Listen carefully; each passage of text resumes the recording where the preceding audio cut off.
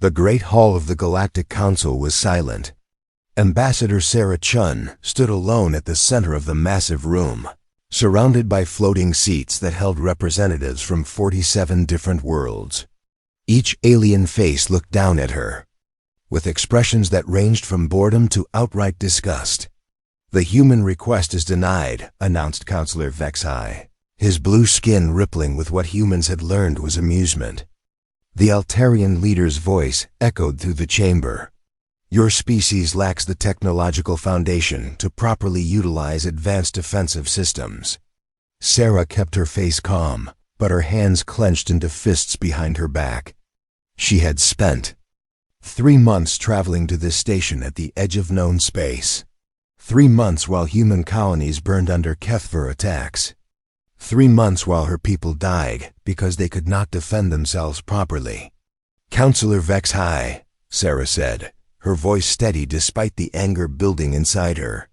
"In the past year alone, the Kethver swarm has destroyed 17 human settlements. Over 2 million civilians are dead. We are not asking for weapons. We are asking for the defensive shield technology that you freely share with other council members." A sound like grinding metal came from the section where the Kethver representative sat. Sarah knew this was their version of laughter. The insect-like creature stood on its 6 legs, its black carapace gleaming under the chamber's lights. "The human speaks of our raids as if they were crimes," clicked Admiral Vorth through his translator. "We take what the weak cannot protect. This is the way of the galaxy. If humans cannot defend their worlds, they do not deserve to keep them." Murmurs of agreement rippled through the chamber. Sarah felt her heart sink as she saw alien after alien nodding their approval. The Zephyrians, with their crystalline bodies, chimed in harmony. The massive Groken delegate pounded his fist against his chair in support. "The Kethver speak truth," said Counselor Thrain, the ancient leader of the hegemony. His wrinkled face showed no emotion as he spoke. "For 10,000 years, this council has operated on a simple principle. The strong protect what they value. The weak lose what they cannot guard. Humanity has been spacefaring for less than 2 centuries. You have shown no great innovations, no remarkable technologies, no unique contributions to galactic civilization." Sarah's jaw tightened. She thought of the messages waiting in her ship's communication array. Desperate pleas from colony worlds begging for help. Military reports showing human ships being torn apart by Kethver weapons that could slice through their hulls like paper. "What about our medical advances?" Sarah asked. "Human doctors have found cures for 17 different diseases that plagued other species for centuries." "Medicine," scoffed Vexai. "Any civilized species develops adequate medical technology. This does not make you worthy of military protection. Our agricultural methods have increased food production on 12 worlds by over 300%. Sarah continued, her voice growing stronger. "Farming," clicked Admiral Vorth dismissively. "Even insects know how to grow food." Sarah felt something cold settle in her stomach. She looked around the chamber at faces that showed no sympathy, no understanding, no willingness to help. These beings saw humanity as nothing more than primitives playing at being civilized. "I see," Sarah said quietly. She straightened her shoulders and looked directly at Counselor Thrain. "Then humanity will have to find another way." "There is no other way," Thrain replied with certainty. "Accept your place in the galaxy, human. Some species are meant to rule, others are meant to serve. A few are meant to disappear entirely. The universe will decide which category your people belong to." Sarah nodded slowly. She walked to the small podium at the center of the chamber and placed her hands on its surface. The room fell silent as she looked up at each representative in turn. "You believe humans are weak," she said, her voice carrying clearly through the chamber. "You believe we have nothing to offer. You believe we are not worth saving." She paused, letting her words sink in. "You may be right. But I want you all to remember this moment. Remember that when humanity asked for help, you turned us away. Remember that when we begged for the tools to protect our children, you laughed at us." The chamber remained silent. Sarah continued, her voice growing colder with each word. "Remember that you taught us the only law that matters in this galaxy. The strong take what they want, and the weak lose everything they cannot protect." She lifted her chin. "Humanity will remember this lesson. We will remember it very well." Sarah turned and walked toward the exit. Her footsteps echoed in the quiet chamber. As she reached the doorway, she stopped and looked back one final time. "When the history of this galaxy is written," she said, "let it show that humanity asked for mercy first." The doors closed behind her with a soft hiss dot in the chamber. Representatives began talking among themselves. Most seemed pleased with the outcome. The HFY delegation was already planning their next raids on human space. None of them noticed the small recording device Sarah had left behind on the podium. 3 days later, Sarah's ship reached the edge of human space. She sent a single encrypted message to coordinates deep in the Kuiper belt of the Sol system. The message contained only 5 words: "Council says no. Begin Phase 1. In the darkness beyond Neptune, something huge began to move. Construction ships that had been drifting silent for months suddenly blazed to life. Massive industrial platforms hidden behind holographic screens started their engines. And deep in the asteroid belt, mining operations that had been quietly working for decades received new orders. The galaxy had made its choice. Now humanity would make theirs. The HFY would learn soon enough that some lessons, once taught, could never be unlearned. 25 years had passed since Ambassador Sarah Chun walked out of the Galactic Council chambers. The galaxy had largely forgotten about humanity during those years. Most alien species assumed the humans had either been wiped out completely, or had retreated so far into their own space that they no longer mattered. The HFY swarm had grown bolder with each passing year.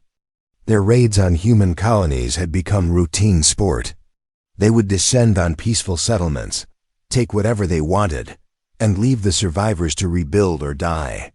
The few human distress calls that reached other species were ignored. After all, the Galactic Council had made its position clear decades ago. Captain Zektar of the HFY Third Fleet stood on the bridge of his command ship, watching his forces prepare for what they called harvest runs into human space. His mandibles clicked with satisfaction as he reviewed the latest intelligence reports. "The humans have abandoned another 6 systems this month," reported his intelligence officer. "Their remaining colonies are clustering closer to their home system. They are running out of places to hide." "Excellent," Zektar clicked. "Soon we will have enough slaves and resources to begin the great expansion. The human territories will make perfect breeding grounds for our young." On the bridge's main screen, Zektar could see dozens of HFY ships moving into formation.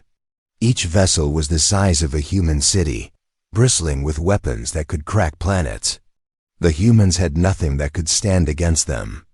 "Sir," called his communications officer, "Admiral Vorth wishes to speak with you." The screen flickered, showing the ancient HFY admiral who had been present at the council meeting 25 years ago. His carapace was now marked with the scars of countless battles. "Zektar," Admiral Vorth's voice buzzed through the translator, "I have received approval for the final harvest. We will end the human problem once and for all." Zektar's excitement made his wings vibrate rapidly. "When do we begin, Admiral?" "In 3 months we will gather every available ship. 1,000 vessels, the largest fleet in HFY history. We will sweep through human space and eliminate every last colony. Then we will move on their home system and finish what we started decades ago." The communication ended, leaving Zektar to savor the thought of such complete victory. The humans had been a minor annoyance for too long. Soon, they would be nothing but a memory far away in the outer reaches of the Sol system, Dr. Elena Vasquez watched the same intelligence reports with very different emotions. She was 73 years old now, her hair completely gray, but her eyes were still sharp and focused. She stood in a control room that would have amazed any alien species if they had known it existed. The room was enormous, stretching nearly a kilometer in length. Holographic displays covered every surface, showing construction projects, energy readings, and tactical analyses. But what made the room truly remarkable was what those displays were monitoring. Dr. Vasquez called her assistant, a young man named Marcus Chun. He was Sarah Chun's grandson, though few people knew that connection. The final fusion cores are coming online now.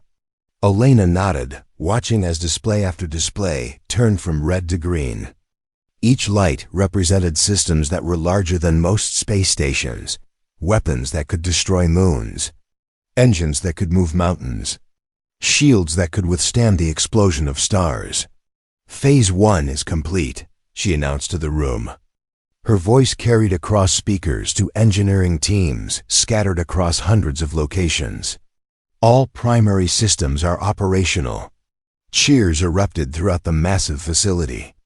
Engineers who had worked their entire careers on this project celebrated with tears in their eyes.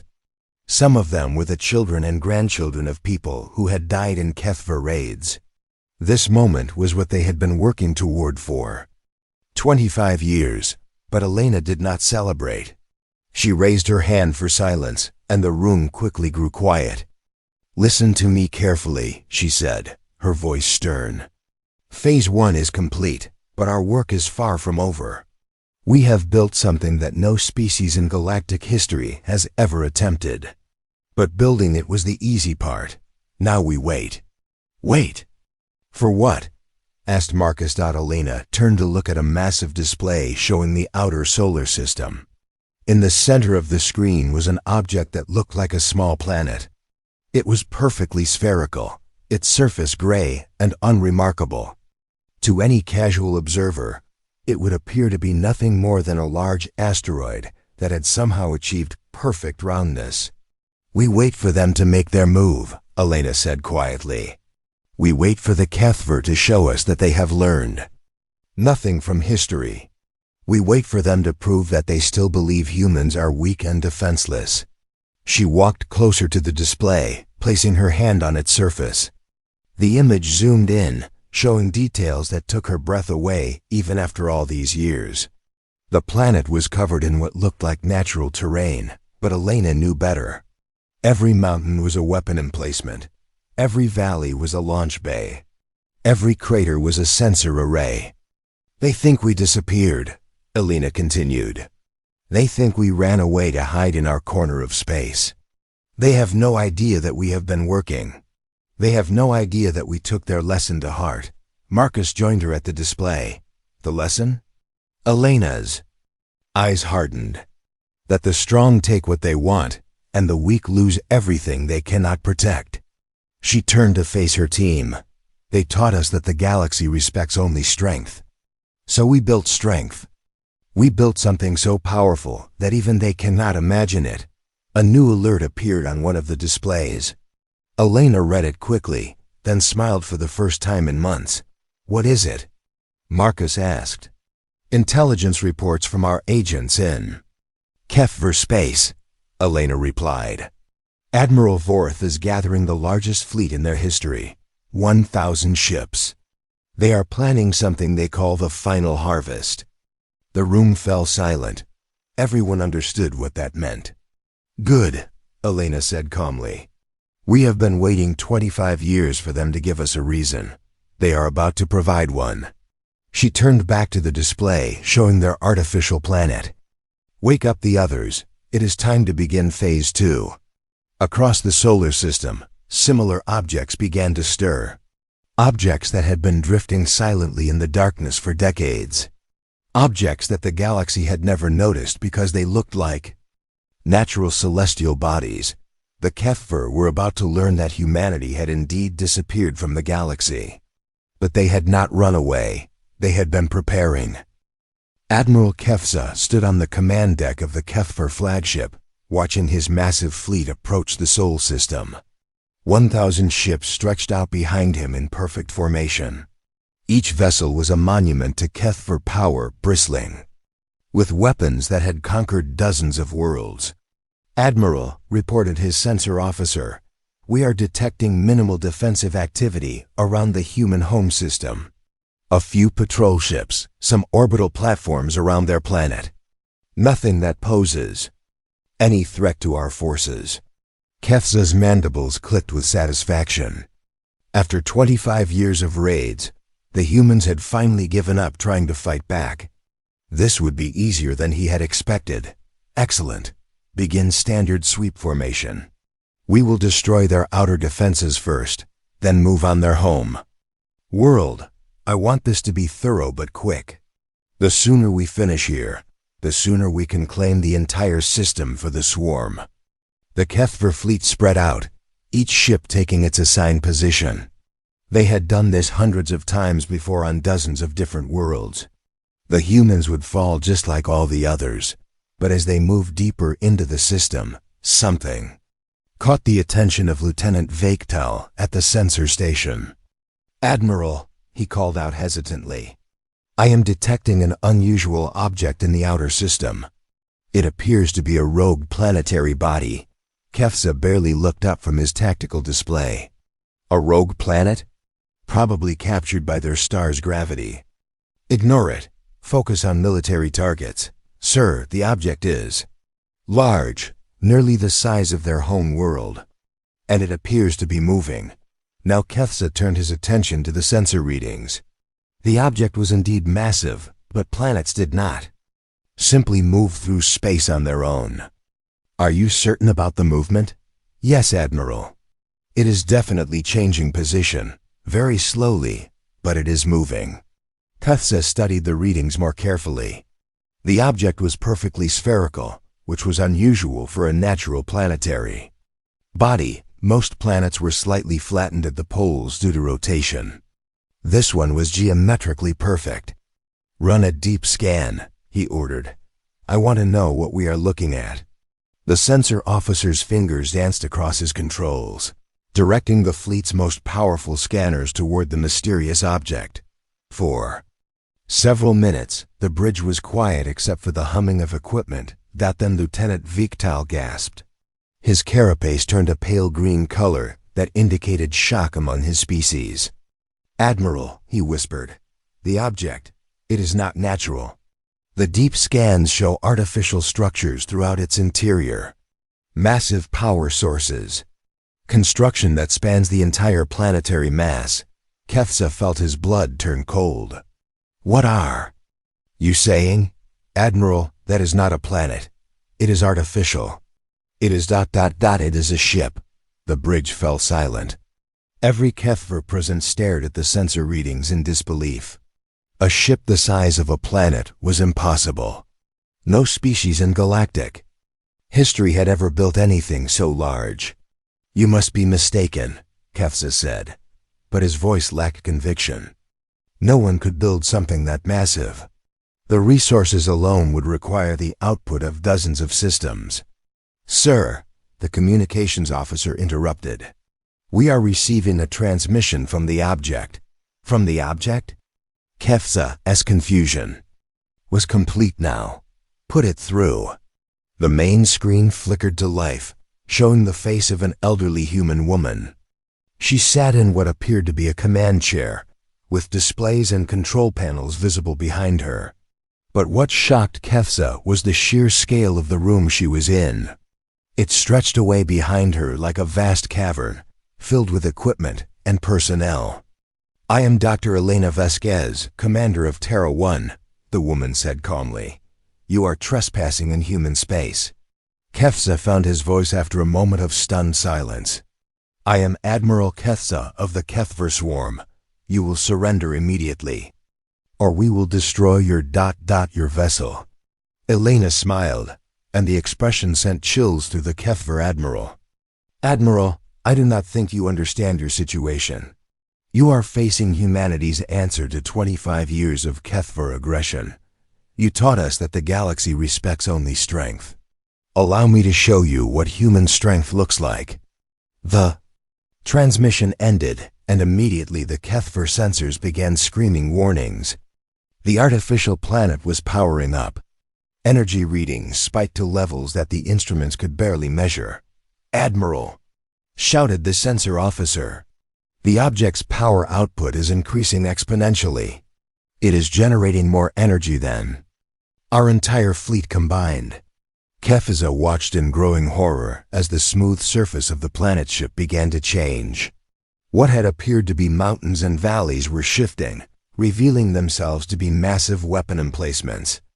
Gun ports, the size of cities, opened across the sphere's surface. Launch bays larger than Kethver capital ships yawned open like hungry mouths. "All ships, evasive maneuvers." Kefza ordered, but he knew it was too late. Terra 1 opened fire. The space around the Kethver fleet lit up with weapons fire unlike anything they had ever seen. Beams of energy large enough to cut through moons lanced out from the planet ship. Each shot contained more destructive power than the main guns of 10 Kethver dreadnoughts. The first wave of fire destroyed 50 ships instantly. The Kethva vessels simply ceased to exist, vaporized by energies that turned their armor into superheated plasma. "Return fire!" Kefza screamed. "All ships, target that thing and destroy it." The surviving Kethver ships turned their weapons on Terra 1, pouring everything they had into the artificial planet. Missiles, energy beams, and plasma charges struck the sphere's surface by the thousands. None of them even scratched the surface. "Admiral," reported the weapons officer, his voice shaking. "Our weapons are having no effect. Their shields are absorbing everything we can throw at them." Kefza stared at the tactical display as more of his ships disappeared under Terra 1's relentless barrage. In less than 10 minutes, he had lost nearly half his fleet to a single enemy vessel. But it was not just a vessel, he realized. It was an entire world converted into a weapon of war. The humans had taken a planet and turned it into the ultimate warship. "How is this possible?" he whispered to himself. "How could the humans build such a thing without anyone knowing?" As if in answer to his question, his sensors detected movement throughout the solar system. Other objects that he had dismissed as asteroids and small moons were now revealing themselves to be artificial as well. More planet ships, smaller than Terra 1, but still massive beyond comprehension. The humans had not just built one impossible warship. They had built an entire fleet of them. "Admiral," his communications officer called out desperately. "We are receiving transmissions from across the galaxy. Every major power is reporting similar objects appearing in their space. The humans, they are everywhere." Kefza felt his legs give out as the full scope of humanity's deception became clear. While the galaxy had ignored them, while the Kethver had raided their colonies, the humans had been working. They had been building an armada of planet-sized warships and positioning them throughout known space. For 25 years, the galaxy had been surrounded by human weapons, and no one had noticed. "All ships," Kefza whispered into his communicator. "Retreat, full retreat." But as his surviving vessels tried to flee, Terra 1 began to move. The massive sphere accelerated with impossible grace, pursuing the fleeing Kethver fleet with the patient inevitability of a natural disaster. The humans had finally shown their strength, and the galaxy would never be the same. Admiral Kefza's remaining ships fled through space faster than they had ever traveled before. Behind them, Terra 1 followed like a nightmare made real. The massive planet ship moved through the void with terrifying grace, its weapons tracking the fleeing Kethver vessels with deadly precision. "Admiral," gasped his navigation officer, "Terra 1 is gaining on us. How is something that large moving so fast?" Kefza stared at his displays in disbelief. His fastest ships were being overtaken by an object the size of a world. The human planet ship was not just keeping up with them, it was catching up. "Sir," "We are receiving distress calls from the Altara system," reported his communications officer. "The Fourth Fleet is under attack by another planet ship. They say it appeared out of nowhere." More reports flooded in from across Kethver space. Human planet ships were emerging from hiding places they had occupied for decades. Asteroids that had been ignored for years suddenly revealed themselves as massive weapons platforms. Dead moons came to life with the fury of human engineering. How many of these things did they build? Kefza whispered. His answer came when Terra 1 opened. Fire again. The planet ship's weapons reached across impossible distances, striking 3 of his escort vessels. The ships simply vanished in bursts of brilliant light. "Admiral, we cannot outrun them," his tactical officer reported. "Their acceleration curve suggests they are using some kind of gravitational manipulation drive. They are bending space itself to move faster." Kefza felt his hope dying. The humans had not just built bigger ships. They had developed completely new technologies. While the galaxy had dismissed them as primitives, they had been advancing beyond anything the established powers could imagine. "Sir, look at this," called the sensor officer. His voice was filled with terror as new readings appeared on his screen. "Terra 1 is changing. The surface is moving." On the main display, Kefza watched in horror as the smooth surface of the planet ship began to shift. What had looked like natural terrain was rearranging itself. Mountains flattened and reformed. Valleys opened to reveal massive launch bays. The entire surface of the artificial world was alive with movement. "They are launching fighters," reported the tactical officer. "Thousands of them, but these were not ordinary fighter craft. Each one was the size of a Kethver cruiser. They poured out of Terra 1 like a swarm of metallic insects, moving in perfect formation toward the fleeing Kethver ships. "Return fire," Kefza ordered desperately. "Target those fighters." His ships opened fire on the approaching human craft, but the results were devastating in ways he had not expected.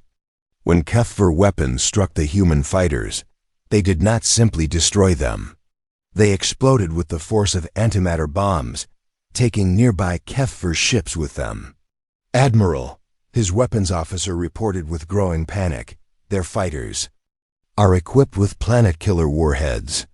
Each one carries enough explosive power to crack a moon." Kefza realized with growing horror that the humans were using weapons as fighter craft that were more powerful than his largest battleships. The scale of human engineering was beyond anything the galaxy had ever seen. "We need to reach the jump point," he said.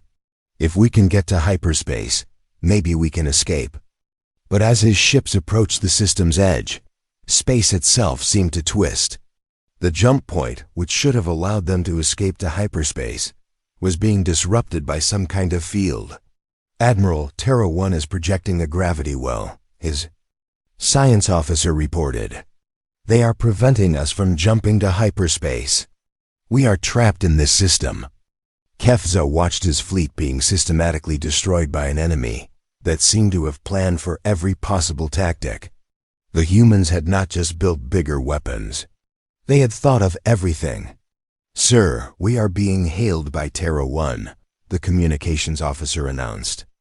"Put it through," Kefza said, knowing he had no choice. Dr. Alana Vasquez appeared on the screen again. Behind her, Kefza could see dozens of human technicians working at control stations that stretched into the distance. The scale of the command center was overwhelming. "Admiral Kefza," Alina said calmly, "your fleet is finished. You have 2 choices. Surrender now or be destroyed completely." "You cannot do this," Kefza replied, though his voice shook. "The Galactic Council will not allow such aggression." Alina smiled coldly. "The same Galactic Council that refused to help us when your species was slaughtering our civilians? The same council that told us we were too weak to deserve protection?" She leaned forward in her chair. "Admiral, the council taught us that the galaxy respects only strength. We are simply demonstrating how well we learned that lesson." Kefza's sensors showed more human planet ships appearing throughout his territory. They had been hidden in plain sight for decades, disguised as natural objects. The humans had surrounded Kefver's space without anyone noticing. "How long?" he asked quietly. "How long have you been planning this?" "Since the day your people killed the first human civilian," Elena replied. 27 years, 4 months, and 16 days ago. We have been preparing for this moment ever since. The transmission ended, and Kefza found himself staring at a tactical display that showed the complete destruction of everything he had built. His mighty fleet was reduced to a handful of damaged ships. His territory was occupied by human forces that outgunned him by ratios he could not calculate. "Admiral," his communications officer called out, "we are receiving surrender terms." Kefza read the terms in silence. The humans wanted complete withdrawal from all occupied territory. They demanded reparations for every colony destroyed. They required the Kefver to submit to human monitoring of their military forces. But what shocked him most was the final demand. The humans wanted the Kefver to serve as an example to the galaxy. They wanted every species to see what happened when humanity was pushed too far. "Sir, what are your orders?" asked his tactical officer. Kefza looked at his remaining ships, then at the massive form of Terra 1, hanging in space like a mechanical moon. Around him, his bridge crew waited for his decision. These were warriors who had conquered dozens of worlds, who had never known defeat. "Signal all ships," he said quietly. "We surrender." As the Kefver fleet powered down their weapons, Terra 1 began broadcasting a message throughout the galaxy. The transmission reached every world, every station, every ship in known space. The message was simple. Humanity was no longer hiding. They were no longer asking for protection. They had built strength beyond anything the galaxy had ever imagined. And they were ready to use it. The age of Kefver dominance was over. The age of human power had begun, and across the galaxy, other species began to scan their own space more carefully, wondering what other dead objects might actually be human. Weapons waiting to reveal themselves. The hunt for the Kefver was just the beginning. The Great Hall of the Galactic Council was different this time. Where once 47 species had looked down at humanity with contempt, now they sat in nervous silence. Emergency sessions had been called 3 times in the past week as reports flooded in from across the galaxy. Human planet ships had revealed themselves in every major star system. Objects that had been ignored as asteroids or dead moons for decades were now showing their true nature. The galaxy was surrounded by human weapons, and no one had seen it coming. Counselor Vex High, the Altarian leader who had once laughed at human requests for help, now sat pale and shaking in his floating chair. His homeworld was currently being orbited by something the humans called Terra 7, a planet ship that dwarfed his entire space fleet. "The emergency session is now in order," announced Counselor Thrain, though his ancient voice lacked its usual authority. "We are here to discuss the human situation." The massive doors at the chamber's entrance opened, and Ambassador Sarah Chun walked in, but she was no longer the desperate diplomat who had pleaded for help 25 years ago. Now she was 78 years old, her hair white, but her eyes burned with quiet power. Behind her walked a small group of human officers, their faces calm and confident.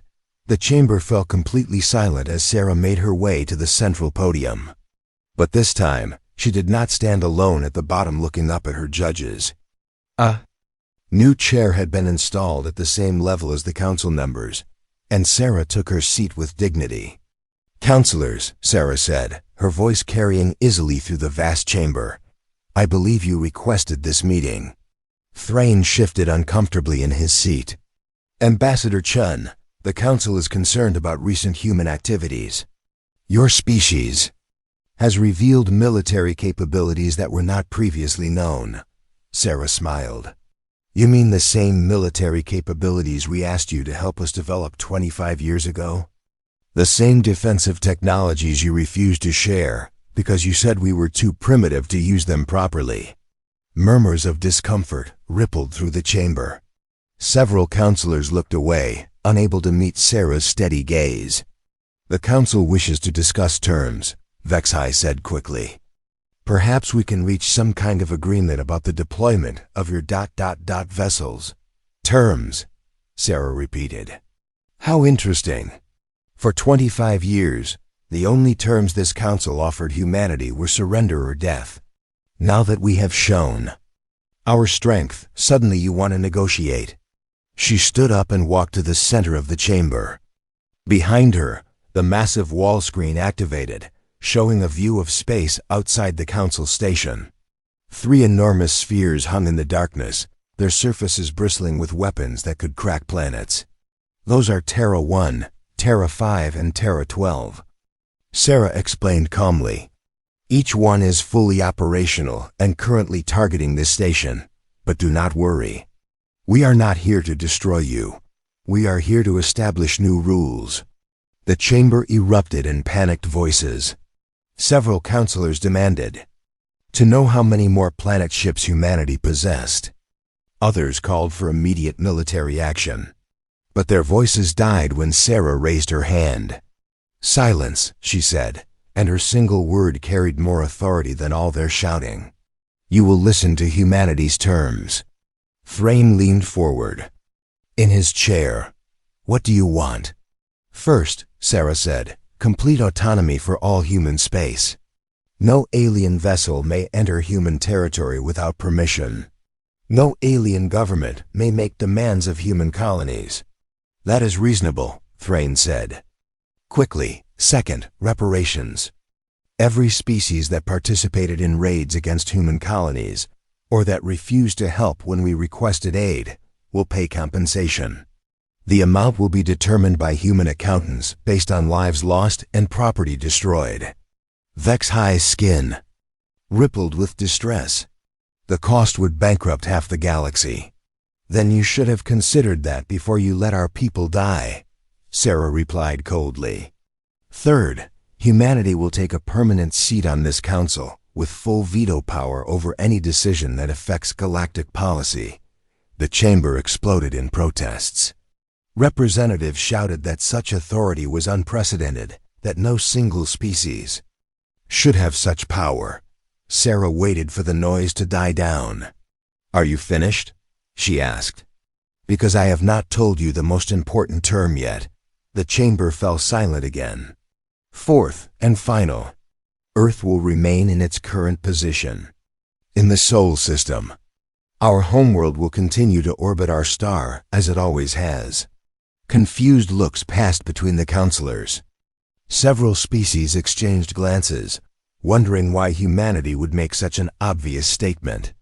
"I do not understand," Thrain said. "Why would we demand that your homeworld be moved?" Sarah's smile was cold and terrible. "Because, Counselor Thrain, Earth is not just our homeworld, it was our prototype." The words hit the chamber like a physical blow. Representatives stared at Sarah in growing horror as the implications became clear. "You mean ... double quotes," HFY whispered. "I mean that every human child is born on a warship," Sarah said. "Every human city sits on a weapon platform capable of destroying solar systems. Our entire species lives aboard the most powerful vessel ever constructed." She gestured to the screen, which now showed an image of Earth from space. But now the counselors could see what they had missed for centuries. The continents were not natural landmasses. They were massive weapon emplacements. The oceans were cooling systems for engines that could move worlds. The entire planet was a machine of war disguised as a garden world. "For 50,000 years, humanity has been mobile," Sarah continued. "Earth can travel between stars. It can defend itself against any threat. And if necessary, it can leave this galaxy entirely and find a new home among distant stars." The chamber was dead silent. The most powerful beings in the galaxy sat frozen as they realized they had been living next to the ultimate weapon their entire lives. "So here are your choices," Sarah said. Accept our terms and live in peace with humanity as equals, or reject them and discover what happens when 5 billion humans decide they no longer want to share this galaxy with species that tried to exterminate them. Thrain looked around the chamber at his fellow counselors. He saw fear in every face, panic in every expression. The old order was dead. The age when aliens could dismiss humanity as primitive and weak was over. "The Council accepts your terms," he said quietly. Sarah nodded. "Excellent. Human representatives will arrive within the week to begin implementing the new arrangements." She turned to leave, then paused. "Oh, and counselors?" "Thank you. For what?" Thrain asked. "For teaching us that the galaxy respects only strength. It was the most valuable lesson we ever learned." Sarah walked out of the chamber, leaving behind a council that would never again make the mistake of underestimating humanity. Outside the station, Terra 1 and its sister ships began their journey back to human space. They had delivered their message. The galaxy would remember. And in the depths of space, other planet ships continued their silent watch, ensuring that humanity would never again have to ask for help. The age of human strength had begun.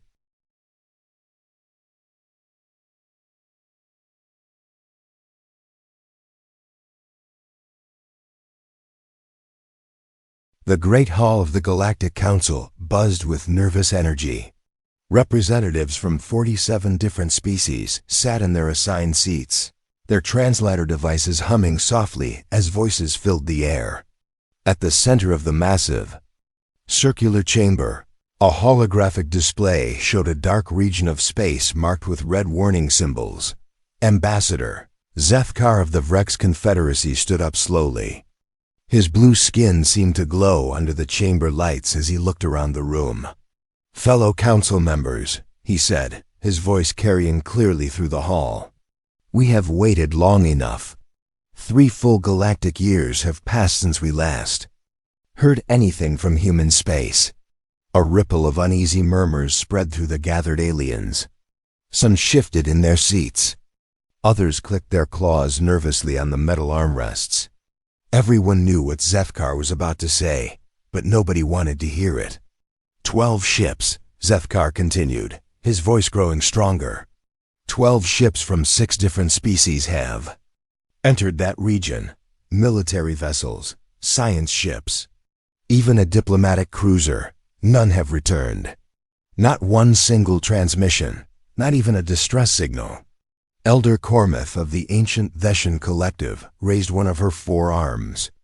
Her species had lived for thousands of years and had seen the rise and fall of many civilizations. When she spoke, her voice was like wind through old trees.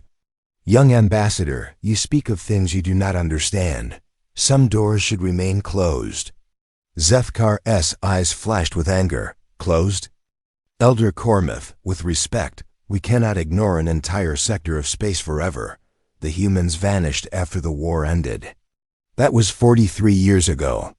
Their territory takes up 1/8 of this galaxy.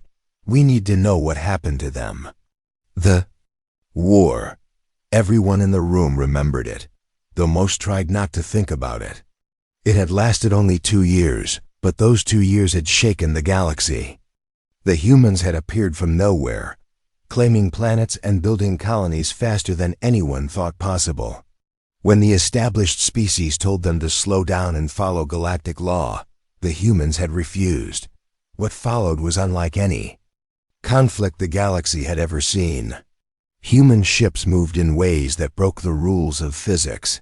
Their weapons could destroy entire fleets in seconds. Their soldiers fought with a fury that terrified even the most warlike species. The war had ended not because anyone won, but because the humans had simply stopped fighting and disappeared into their own space.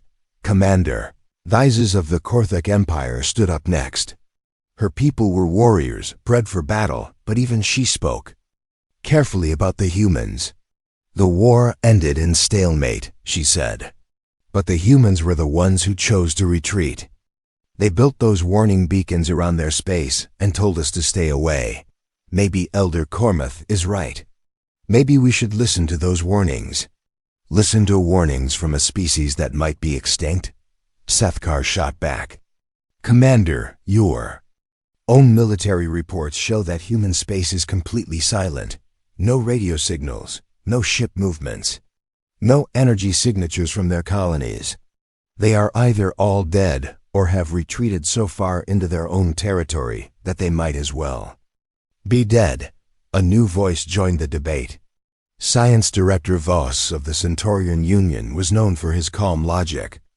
We have tried long-range scans, he said. Our most powerful sensors cannot penetrate the barrier they have created around their space. It is not just a physical barrier. It blocks all forms of energy we know how to detect. Whatever the humans did, they wanted complete isolation. Or complete concealment, added Trade Representative Nixia of the Feline Coalition. Her cat-like species had always been curious, sometimes dangerously so. What if they are planning something?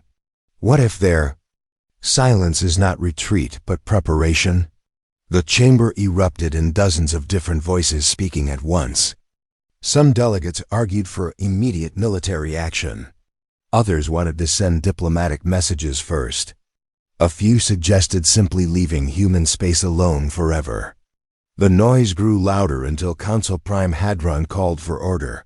Hadron was old, even by the standards of his long-lived species. He had been present when the humans first made contact with galactic civilization. He had watched them grow from a single planet to a vast interstellar empire in just decades. He had also been there when they vanished.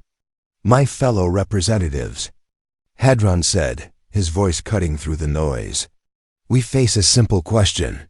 Do we have the right to ignore an entire region of our galaxy? Do we have the duty to investigate what has become of the human species? Elder Cormath spoke again, her ancient voice heavy with memory. Prime Hadron, I was there during the first contact. I saw what humans were capable of even then. They changed faster than any species we had ever encountered. Their technology advanced at impossible speeds. Their culture shifted like water. In just 50 years, they went from discovering faster-than-light travel to building weapons that could crack planets. She paused, looking around the room with eyes that had seen too much.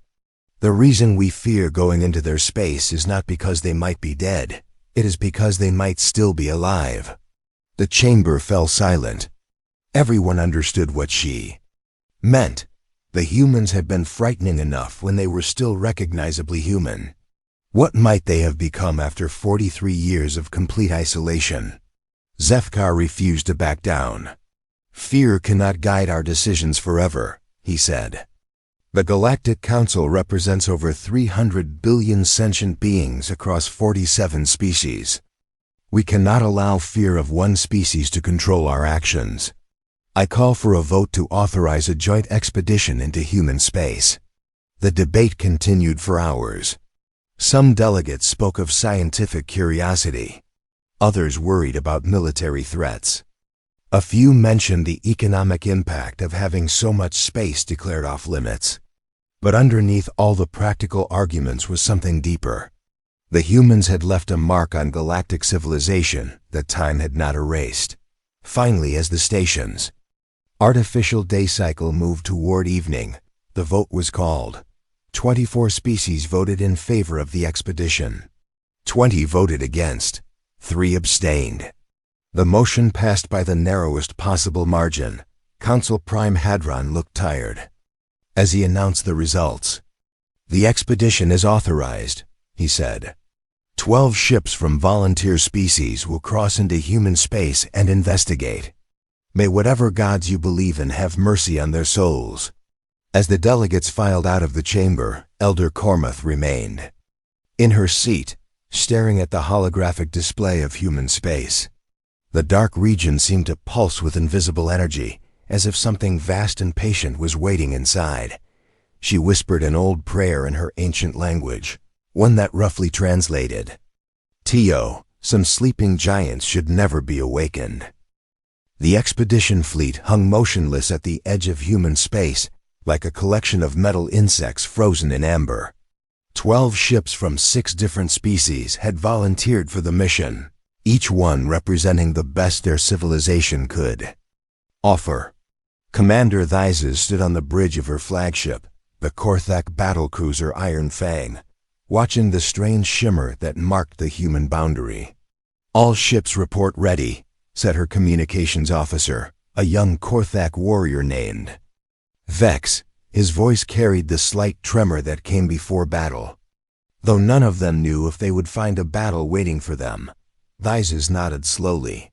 Through the viewscreen, she could see the other ships in the fleet.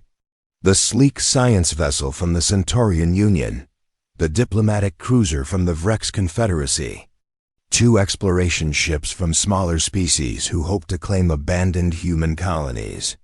Each ship carried the hopes and fears of their entire civilization. "Begin recording all sensor data," Thyses ordered. "Whatever we find in there, the galaxy needs to know about it." The fleet moved forward together, crossing the invisible line that separated known space from the human mystery. Immediately, their instruments began showing strange readings. The background radiation was different here. Energy patterns that made no sense flowed through space like invisible rivers. Science Officer Krell, a brilliant Centaurian, frowned at his displays. "Commander, these energy signatures do not match anything in our databases. It is as if the laws of physics work differently in this region." Thyses felt a chill run down her spine, but she kept her voice steady. "Continue scanning. Plot a course for the nearest human colony. According to our old records, there should be a mining outpost 3 light years from here." The journey took 2 days.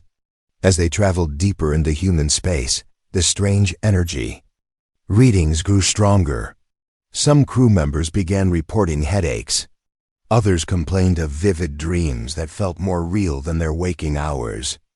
The ship's doctor could find no medical reason for these symptoms. When they finally reached the human colony, what they found made everyone fall silent.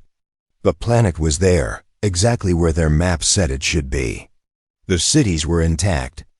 The spaceport still had landing pads marked for incoming ships. But there were no life signs anywhere on the surface. "It looks like they just left," whispered Navigator Zara, a young feline officer whose enhanced eyes could pick out details on the planet's surface. "The buildings are perfect. No damage. No signs of fighting, but no people either." "Commander," Thyses ordered a landing party to investigate. 6 officers in full environmental suits took a shuttle down to the main city. They walked through empty streets lined with buildings that looked like they had been abandoned yesterday. Personal belongings still sat on tables. Vehicles were parked neatly in their spaces. Food was still fresh in storage units. "This does not make sense," said Dr. Wren, the expedition's chief scientist. She was examining a house that looked like a family had just stepped out for a moment. "The power systems are still running. The air recyclers are working. Someone has been maintaining these systems, but there are no humans anywhere." They found the same pattern at every location they investigated.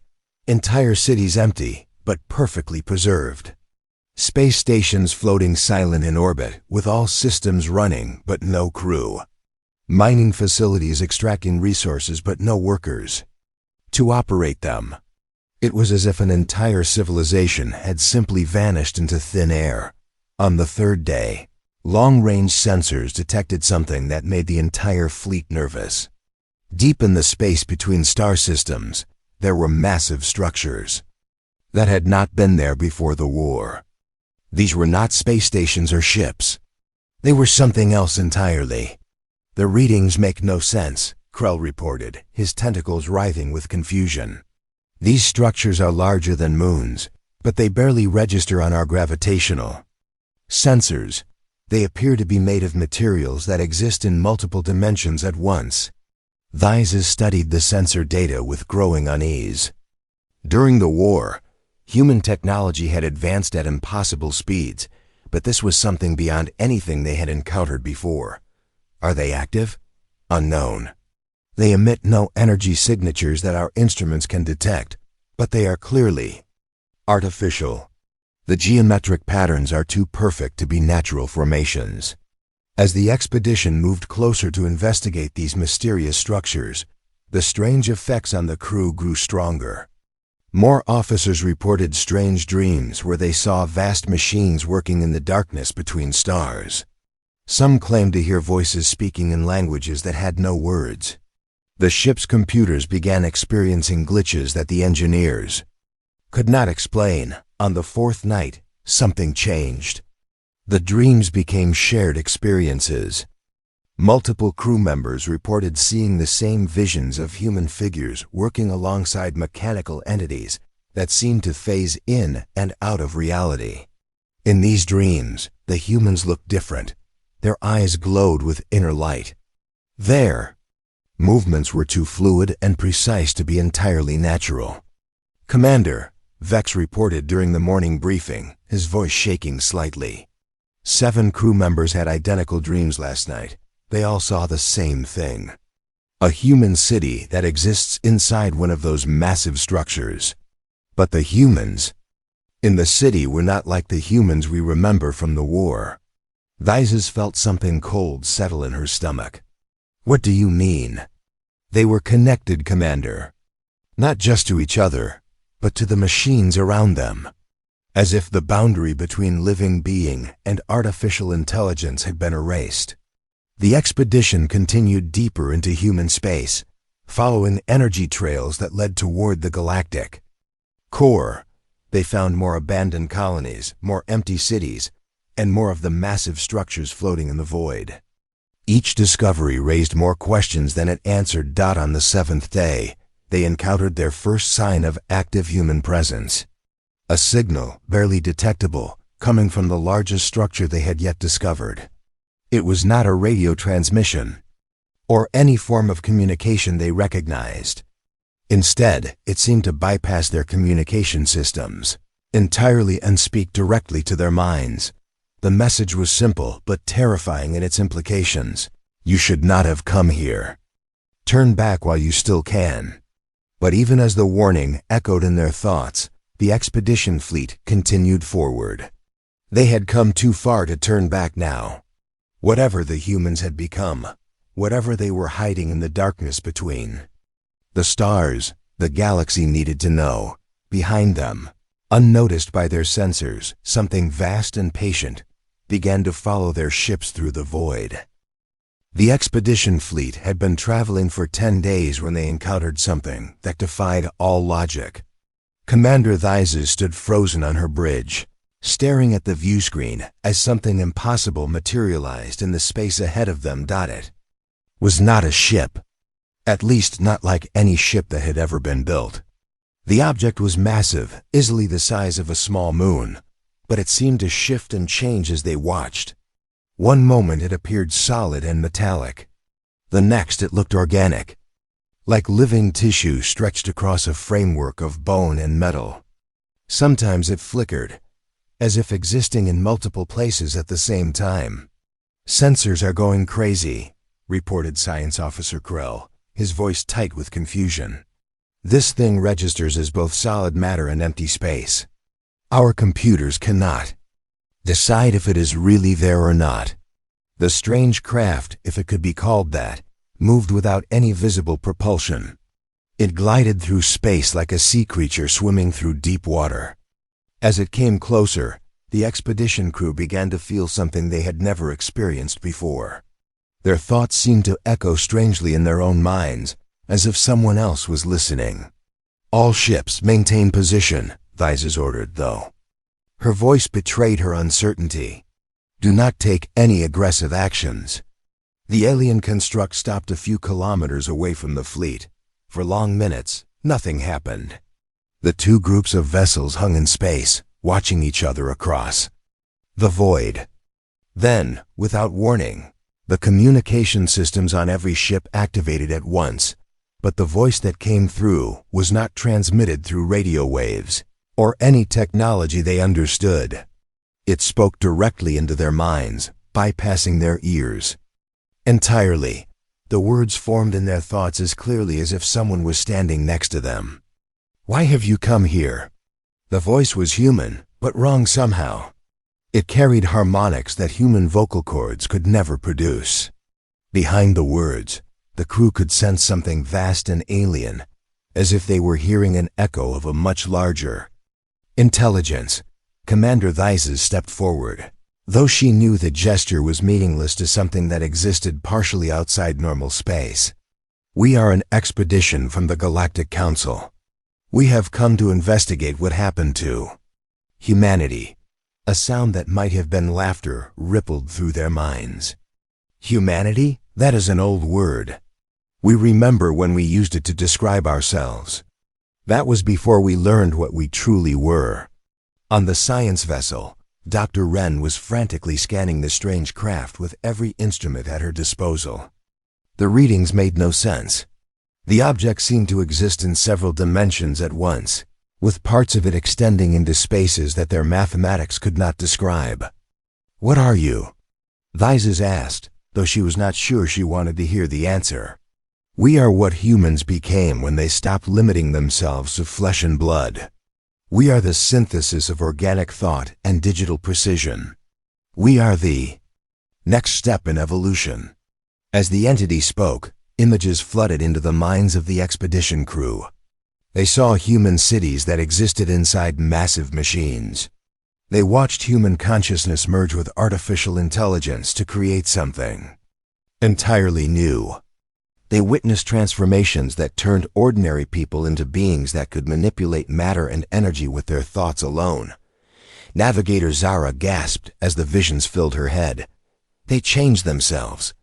They gave up being human to become something else. "Not gave up," the voice corrected, somehow hearing her words even though she had not spoken them aloud. "We evolved." The biological form that called itself human was merely a stepping stone, a crude prototype for what we were meant to become. More constructs began to appear around the fleet. They emerged from empty space like ghosts becoming solid, or perhaps like solid objects remembering how to exist. Each one was unique, shaped by the consciousness that inhabited it. Some looked like vast mechanical spiders. Others resembled flowing rivers of liquid metal. A few maintained vague humanoid shapes, but even these moved in ways that no natural body could manage. "During your war with us," the voice continued, "we realized that biological evolution was too slow. The challenges ahead required immediate adaptation. So we chose to guide our own evolution." Commander Theises felt her military training warring, with a growing sense of awe and terror. What challenges? What were you preparing for? The answer came not in words, but in images that burned themselves into the minds of every crew member. They saw the darkness between galaxies stirring with malevolent intelligence. They witnessed entities from outside reality itself, things that consumed entire star systems and left nothing but empty void behind. They watched civilizations across the universe falling to threats that existed beyond the reach of conventional weapons. "The universe is not as safe as your species believe," the transformed human explained. "There are hunters in the darkness, between galaxies. They have been coming for millions of years, consuming everything in their path. They will arrive here soon." Dr. Wren struggled to process what she was seeing. "You transformed your entire species to fight these things?" "We transformed ourselves to survive what is coming. Biological life is too fragile, too limited. These entities can destroy flesh and bone with a thought, but consciousness merged with quantum machinery is harder to kill." The expedition fleet found themselves surrounded now by dozens of the hybrid constructs. None of them moved aggressively, but their mere presence was overwhelming. Each one radiated power that made their most advanced warships seem like children's toys. "Show them," said another voice, this one carrying different harmonics but the same inhuman precision. More images flooded their minds. They saw human hybrid fleets that spanned light years, weapons that could rewrite the laws of physics in localized areas, and defensive systems that existed in multiple dimensions simultaneously. We spent 43 years preparing, the first voice explained. Every human who remained chose transformation. We preserved our essential selves while gaining the tools necessary for the war that is coming. Science Officer Krell's tentacles writhed as he processed the implications. Your entire species became post-biological? All of you? All who were willing to evolve. Those who refused the transformation were relocated to protected areas outside this galaxy. They lived normal human lives under our distant protection, never knowing what we sacrificed to keep them safe. The weight of revelation settled on the expedition crew like a heavy blanket. Humanity had not disappeared or retreated. They had undergone the most radical transformation in galactic history, turning themselves into something between gods and machines to face a threat that no one else even knew existed. The warning beacons around our space were not to keep you out, the hybrid intelligence continued. They were to prevent you from seeing us before we were ready to reveal ourselves. But your arrival here means the time for secrecy has ended. Commander. Thyses found her voice, though it came out as barely a whisper. Why are you telling us this now? The answer chilled her to the bone. Because they are almost here.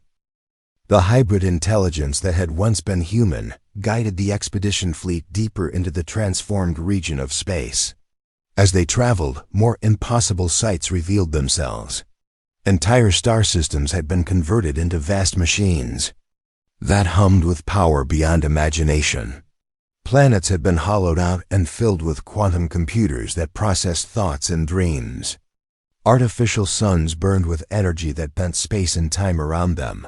Commander Thyses watched in silent awe as they passed a structure that defied every law of physics she had ever learned.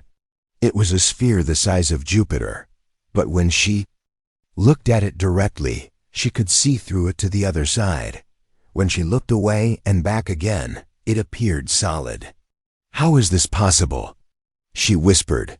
The hybrid consciousness seemed to smile, though it had no visible face. We learned to exist in multiple dimensions at once. This allows us to build structures that extend beyond the 3 dimensions your species can perceive. What you see is only a small part of what actually exists. Dr. Wren was frantically taking readings on everything they passed, but her instruments could barely register what they were seeing. The energy output from these structures is impossible. They should collapse under their own mass, but instead they seem to generate more power than they consume. We learn to tap directly into the quantum foam that underlies reality, the hybrid explained. Every point in space contains infinite energy if you know how to access it without destroying yourself. Navigator Zara pointed at a cluster of objects that looked like massive metallic flowers blooming in the vacuum. What are those? Defense platforms. Each one contains the consciousness of 1,000 volunteers who chose to become permanent guardians. They can reshape matter at the molecular level and project force fields that extend across entire solar systems. The expedition crew began to understand the true scope of what humanity had accomplished. They had not just changed themselves. They had rebuilt reality itself within their territory, creating a fortress that existed on levels beyond normal comprehension. The entities we are preparing to fight do not follow the same rules as biological life, the hybrid continued. They exist partially outside our universe. They can corrupt matter with their presence and turn living beings into extensions of their will. Conventional weapons cannot harm them. Science Officer Krell studied the defensive structures with growing amazement and horror. You built all of this to fight something from outside our reality? We built this to survive what is coming. The entities have consumed 17 galaxies that we know of. Each time they feed, they grow stronger. Our calculations show they will reach the edge of this galaxy within your next solar cycle. The fleet continued deeper into human space until they reached something that made even the hybrid construct seem small by comparison. It was a megastructure that surrounded an entire star, but unlike anything they had seen before. The structure seemed to pulse with life, as if the star itself had been turned into a beating heart. "This is our primary consciousness hub," the hybrid explained. "Every human who chose transformation maintains a backup copy of themselves here. If our physical forms are destroyed, we can reconstruct ourselves from these quantum templates." Commander Theises felt a chill of realization. "You made yourselves immortal. We made ourselves persistent. Immortality is an illusion. But consciousness backed up in quantum storage can survive the death of stars."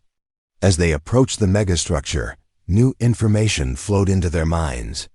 They saw the long history of human transformation, the early experiments with consciousness, transfer, the first successful merging of human minds with artificial intelligence, the gradual abandonment of biological bodies in favor of forms that could better serve their purposes. They witnessed the pain of the choice. Families torn apart when some members chose transformation while others refused. Children who said goodbye to parents who would become something unrecognizable. Lovers who held each other for the last time before one of them chose to evolve beyond physical form. "Not all of us wanted this," admitted a new voice, this one carrying the harmonics of loss and regret. "But we understood the necessity. The entities from dark space do not negotiate. They do not show mercy. They simply consume everything in their path." Dr. Wren found her voice. "How do you know so much about these entities? Have you encountered them before?" "We have been monitoring them for decades. When we first detected their approach, we sent probe ships to observe them. What we learned convinced us that traditional biological evolution could never produce defenses capable of stopping them." More images flooded their minds. They saw the entities feeding on a distant galaxy, draining the life force from billions of stars. They watched entire civilizations being consumed, their knowledge and culture absorbed into the growing darkness. They witnessed weapons that could crack reality itself being used like simple tools. "The entities are not random destroyers," the hybrid explained. "They are intelligent. They learn from every civilization they consume. By the time they reach us, they will carry the knowledge and abilities of 17 different galaxies." Navigator Zara struggled to comprehend the scale of what they were discussing. How can anyone fight something like that? By becoming something they have never encountered before. The entities understand biological life. They have learned to counter every form of conventional technology. But they have never faced consciousness that exists in quantum superposition. They have never fought beings who can manipulate the fundamental forces of reality. The expedition fleet was now deep within the megastructure, traveling through corridors that twisted through dimensions they could not name. Around them, they could sense vast intelligences working on problems that spanned cosmic scales. The transformed humans were not just preparing for war. They were redesigning the very nature of existence within their territory. "We offer you a choice," the primary hybrid consciousness said, its words carrying the weight of finality. "You can return to your galaxy and warn them of what is coming. Help them prepare in whatever way they can. Or you can remain here and undergo the same transformation we chose. Become something more than biological life." Commander Theises looked around at her crew. She could see the fear in their eyes, but also something else. Wonder. They had witnessed the birth of something unprecedented in the history of the universe. Humanity had faced extinction and chosen to transcend it entirely. "If we return," she asked, "will you help us fight when the entities arrive?" The answer came not from one voice but from thousands, all speaking in perfect harmony.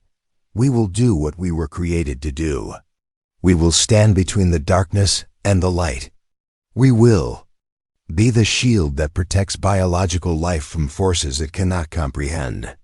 As the expedition prepared to make their choice, alarms began sounding throughout the megastructure. The hybrid intelligences suddenly became focused on something beyond the edge of the galaxy. "They are here," the consciousness announced, its voice now carrying undertones of anticipation and grim determination. "The first scouts have arrived. The war begins now." The expedition fleet watched in stunned silence as space itself began to tear apart at the edge of the galaxy. Dark wounds appeared in the fabric of reality, and through these gaps came things that should not exist. The entities from dark space were not ships or creatures in any sense that biological minds could understand. They were living voids that consumed light and matter simply by existing. "Commander." Vyses gripped the armrests of her command chair as her instruments went wild. "What are those things?" The hybrid consciousness that had been guiding them spoke with urgent precision. "They are what remains when a universe dies. Concentrated entropy given intelligence and purpose. They seek to return all existence to the primordial void from which it came." The entities moved through space like cancer spreading through healthy tissue. Wherever they passed, stars dimmed and planets cracked. The very laws of physics seemed to break down in their presence. Some of the creatures were vast beyond comprehension, stretching across like years. Others were smaller but moved with terrifying speed, darting between dimensions like predators hunting prey. All non-essential personnel to the consciousness. "Hub," announced the hybrid intelligence. Throughout human space, millions of transformed beings began converging on defensive positions that had been prepared for decades. The megastructures that the expedition had marveled at suddenly revealed their true purpose as weapons platforms that operated on principles beyond conventional understanding. Dr. Wren watched her sensors as the hybrid fleets began to mobilize. Ships that existed in multiple dimensions simultaneously phased into normal space. Each vessel was a fusion of organic consciousness and quantum technology that defied every rule of engineering she had ever learned. "Expedition fleet, you must choose now," the hybrid consciousness stated. "Accept transformation and join the battle, or return to your galaxy immediately. Once the fighting begins, we cannot guarantee your safety." Commander Vyses looked at her crew. The choice was impossible. Return to the galaxy and watch it burn, or surrender their biological forms to become something unrecognizable. Before she could speak, Navigator Zara stepped forward. "I volunteer for transformation," the young feline officer said, her voice steady despite the fear in her eyes. "If this is the only way to save our worlds, then someone from the expedition needs to understand what humanity has become." 2 other crew members volunteered as well. Science Officer Krell and a communications specialist from the wreck ship. The rest chose to return to the galaxy with their warning. The transformation process was swift but overwhelming. Vyses watched through the view screen as her 3 crew members were enveloped in fields of quantum energy. Their biological forms dissolved and were rebuilt as something new. When the process was complete, they looked the same but moved with fluid precision that spoke of enhanced capabilities. "We can still feel ourselves," Zara reported, her voice now carrying the same harmonic undertones as the other hybrids. "But we are also connected to something vast. It is like being a single voice in a cosmic choir." The expedition ships that chose to leave were given escorts of hybrid vessels that could protect them during their journey back to normal space. As they departed, the real battle began. The hybrid fleets engaged the dark entities in combat that transcended the 3 dimensions of normal space. Weapons fired beams of pure mathematics that rewrote local reality. Defense shields existed in 17 dimensions simultaneously, making them nearly impossible to penetrate. Ships phased through solid matter and emerged, firing weapons that could erase things from existence entirely. But the entities were learning. With each exchange, they adapted to the hybrid tactics. Creatures that had consumed 17 galaxies were not easily defeated, even by technology that bordered on magic. "They are using our own techniques against us," reported one of the hybrid commanders. "They absorb our weapons fire and turn it back on us with modifications." The battle raged. For hours, Entire star systems became battlegrounds, where the laws of physics were suggestions rather than absolute rules. The expedition crew that remained watched in awe and terror as their former colleagues fought alongside beings that had once been human. Commander Theises received constant updates from Zara, whose consciousness now spanned multiple hybrid platforms. Simultaneously, the entities are more adaptable than the humans predicted, Zara reported. They are learning to exist in quantum superposition, just like the hybrids. But humanity had one advantage that the entities had not encountered before. The hybrid beings were not just fighting for survival. They were fighting to protect something they had chosen to give up. Every transformed human remembered what it felt like to be biological. They remembered the warmth of sunshine on skin and the simple pleasure of breathing. They fought not just with superior technology, but with the fury of parents protecting their children. As the battle reached its climax, the hybrid consciousness made a decision that shook the foundations of space itself. Every transformed human linked their minds together into a single unified intelligence that spanned the entire galaxy. The collective will of millions of enhanced minds focused on a single purpose, rewriting the fundamental constants that allowed the dark entities to exist in their reality. Space itself became a weapon. The quantum phone that underlies all existence was reprogrammed to reject the presence of the dark entities. Reality began to heal itself, closing the wounds that had allowed the creatures to enter their universe. The entities fought back with desperate fury, but they were fighting against the combined will of an entire species that had chosen to transcend biological limitations. One by one, the dark creatures were pushed back through the tiers in space. The larger entities lasted longer, but even they could not resist the coordinated efforts of millions of quantum-enhanced minds working in perfect harmony. When the last entity was forced back into the void between realities, the tiers in space sealed themselves shut.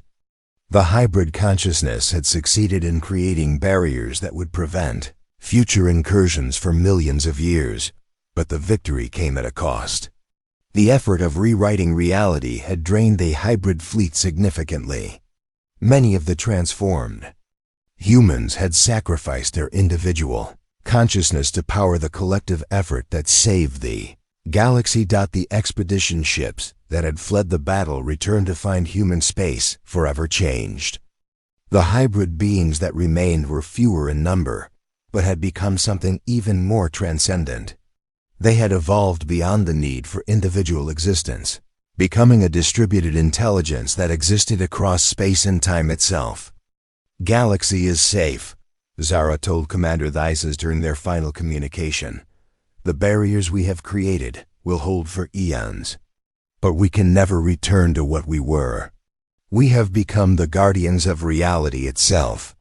As the expedition fleet prepared to return to the Galactic Council with their report, they carried with them the knowledge of humanity's ultimate sacrifice. An entire species had chosen to abandon their biological heritage to become something that could protect all life in the galaxy. The humans were no longer human, but they were still the guardians of everything that humanity had once represented. They had become the eternal watchers in the darkness, ensuring that biological life could continue to exist, grow, and dream of its own future among the stars. The galaxy would never be the same. And now finally, everyone understood why humanity had been feared. Not for what they were, but for what they were willing to become when existence itself was at stake.